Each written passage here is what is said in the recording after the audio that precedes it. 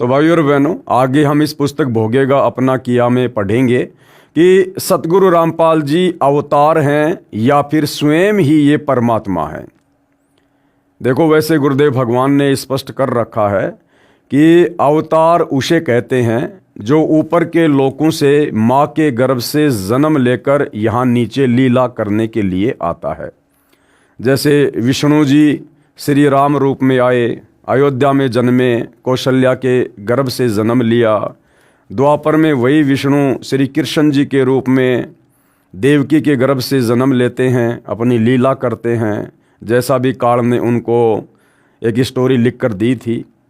लेकिन परमात्मा के विषय में गुरुदेव भगवान ने बताया कि परमात्मा का कोई अवतार नहीं होता है, ना परमात्मा किसी को सतलोक से अवतार रूप में धरती पर भेजते हैं, क्योंकि परमात्मा स्वयं समर्थ है। और कहते हैं समर्थ का काम उसी को साजे और करे तो मूर्ख बाजे। तो भाइयों और बहनों, कबीर परमात्मा स्वयं ही अपना अवतार बनकर धरती पर प्रकट होते हैं और अपनी लीला करते हैं, तत्व ज्ञान का प्रचार प्रसार करते हैं, अपनी आत्माओं को सत भक्ति देकर उन्हें सतलोक जाने का राह दिखाते हैं। तो लेखक के शब्दों में यानी सतलोक आश्रम से जुड़े भगत ने ये पुस्तक भोगेगा अपना किया रे लिखी है। तो उनके शब्दों में सतगुरु रामपाल जी स्वयं परमात्मा हैं या फिर परमात्मा के द्वारा भेजे गए कोई अवतार हैं। चलिए देखते हैं। परमात्मा का अवतार। संत रामपाल जी महाराज सामान्य व्यक्ति नहीं हैं, ये विश्व कल्याण के लिए परमात्मा ने भेजे हैं। भाइयों और बहनों, लेखक कह रहा कि संत रामपाल जी सामान्य व्यक्ति नहीं है। अब सामान्य व्यक्ति कैसा होता है? भाई, दिखाई तो सब व्यक्ति एक जैसे दिखाई देते हैं, चाहे विशेष हो चाहे सामान्य हो। विशेष आदमियों के सिर पर कोई सींग तो होते नहीं है। सामान्य व्यक्ति जैसा होता है वैसा ही विशेष व्यक्ति होता है। लेकिन आध्यात्मिक तरीके से यदि हम विचार करें तो सामान्य व्यक्ति वो होता है जो माँ के गर्भ से जन्म लेकर बाहर दुनिया में आता है, जो जेर में लिपटकर, गंदगी में लिपटकर माँ के गर्भ से बाहर आता है। सामान्य व्यक्ति वो होता है जो माता पिता के सहयोग से यानी शारीरिक मिलन करने से जिसकी उत्पत्ति हो, वो सामान्य व्यक्ति होता है।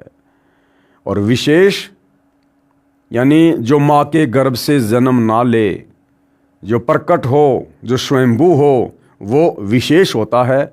और वो केवल सृष्टि में एक ही है, कबीर परमात्मा।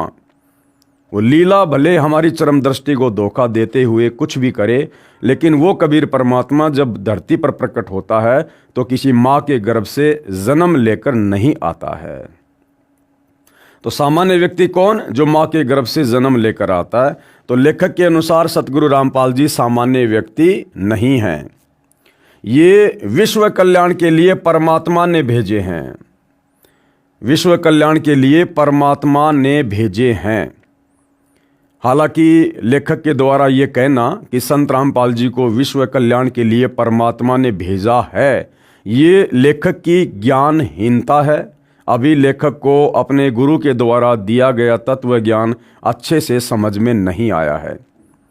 अन्यथा भाइयों और बहनों, यदि हम चारों युगों का इतिहास उठाकर देखें और परमात्मा का भक्ति विधान अगर गहरी नज़र से देखें, पढ़ें, समझें, तो कबीर परमात्मा जी ने सतलोक से किसी को भी अवतार के रूप में धरती पर नहीं भेजा है।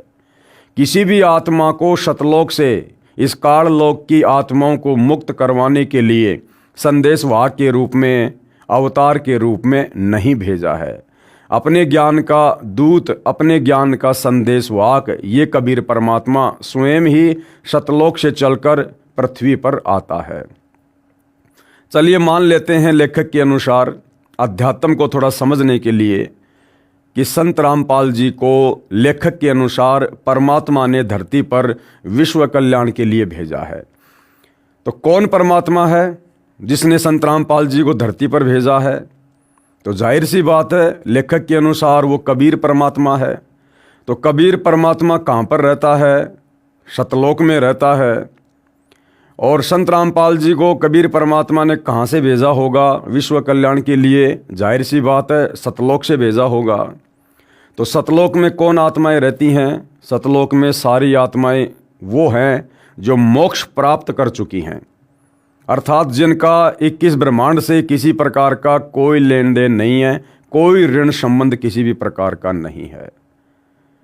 तो लेखक के अनुसार यदि संत रामपाल जी को विश्व कल्याण के लिए कबीर परमात्मा ने सतलोक से भेजा है, तो सतगुरु रामपाल जी स्वयं कौन हुए? एक मोक्ष प्राप्त आत्मा हुई। अब सतलोक से आई हुई मोक्ष प्राप्त आत्मा यानी सतगुरु रामपाल जी फिर इस काल लोक में, पृथ्वी लोक पर एक माँ के गर्भ से जन्म लेकर बाहर कैसे आएंगे? क्योंकि माँ के गर्भ से जन्म लेने का मतलब है पहले गर्भ में 9 महीने भयंकर नरक भोगना, कष्ट भोगना, ऊपर को पैर नीचे को सिर, भयंकर यातना। तो सतगुरु रामपाल जी तो लेखक के अनुसार परमात्मा ने सतलोक से भेजे हैं, तो वे तो मोक्ष प्राप्त आत्मा हैं। उनका भला फिर काललोक में किसी स्त्री के साथ में क्या ऋण संबंध बाकी रह गया, जो परमात्मा ने वापस माँ के गर्भ में उनको नरक की पीड़ा देते हुए फिर बाहर भेजना पड़ा। और यदि किसी स्त्री के साथ सतगुरु रामपाल जी का पहले का कोई ऋण संबंध था, तो फिर सतगुरु रामपाल जी का मोक्ष कैसे हुआ, जो सतलोक चले गए होंगे? सतलोक तो वही जा सकता है जिसका सारा ऋण संबंध समाप्त हो जाता है। तो भाइयों और बहनों, ये लेखक की यानी भगत की अपनी ज्ञानहीनता है।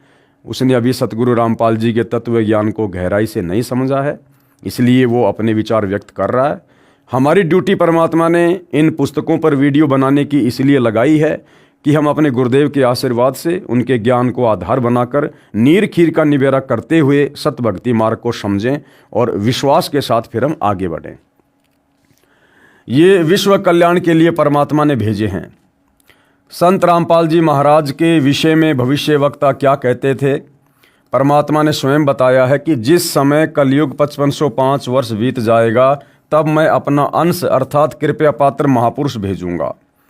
लेखक के अनुसार जब कलयुग 5505 वर्ष बीत जाएगा, और कलयुग के 5505 वर्ष व्यतीत होते हैं सन 1997 में, तो लेखक कह रहा कि परमात्मा ने कहा है कि जब कलयुग का 5505 वर्ष वाला समय व्यतीत हो जाएगा, उस समय मैं अपना अंश भेजूंगा, सतलोक से अपनी आत्मा भेजूंगा, अपना दास भेजूंगा पृथ्वी पर ज्ञान प्रचार के लिए।